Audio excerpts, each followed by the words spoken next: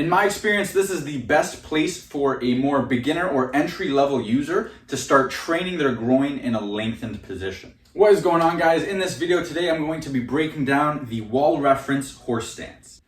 In my experience, this is the best place for a more beginner or entry-level user to start training their groin in a lengthened position.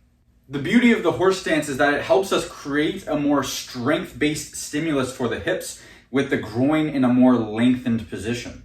And by using a wall for reference, we can get much better feedback on our positioning so that we can better understand the attributes of the position that we're looking to attain. And that way it will help us build better habits around the position itself and learn what the actual sensations that we're looking to be experiencing actually feel like.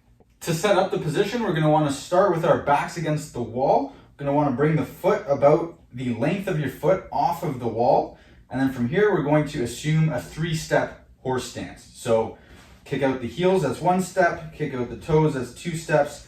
Kick out the heels again, that's your 3rd step. And then we're just going to rotate our feet externally so that they're pointing out on a bit of an angle. And from there, we're just going to squat down into the horse stance, find our best position, and hold it for time.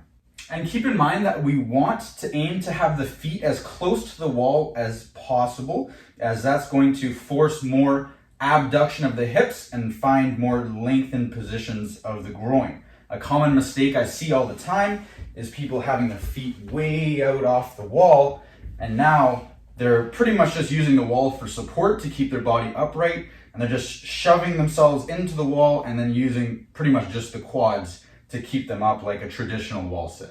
So we want to bring those feet in as close as we can, assume that 3-step stance, and squat down as deep as possible. Now, some cues to keep in mind as we're holding this position are that we want to keep the hips against the wall for reference, and we want to try and anteriorly tilt the pelvis. So think about creating an arch in your low back. We also want to be getting the shoulders as close to the wall as possible so that we can maintain nice upright posture. A common mistake I see with the horse stance is people just leaning way forwards and taking the load of their body weight off of the stretch. So we want to be as upright as possible. Ideally, getting your shoulders to touch the wall so that your shoulders and your hips are in contact, but because of that anterior tilt, your low back is actually pulled off of the wall. And of course, we're squatting down as deep as we can go. And we also want to think about actively abducting the hips. So think about driving those knees out to the side towards the wall.